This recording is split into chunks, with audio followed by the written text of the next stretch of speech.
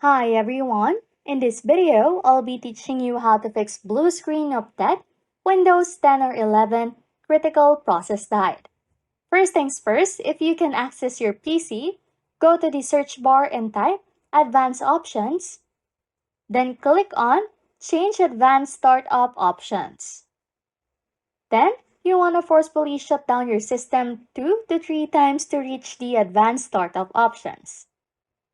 Next is you want to click on Restart Now, then access Troubleshoot, then choose Advanced Options.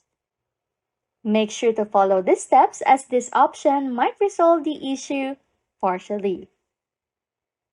The next thing you want to do is to access the command prompt.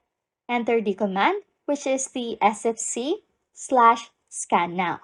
This command helps repair Windows corruption, so just wait for the process to complete around 10 to 15 minutes. Next command you want to enter is the chkdsk and then the drive letter :/f/r. But you want to replace the drive letter with the letter where Windows is installed, as this command repairs bad sectors or drive corruption. However, it may take 20 to 30 minutes, so make sure that you have enough patience to wait for it to finish.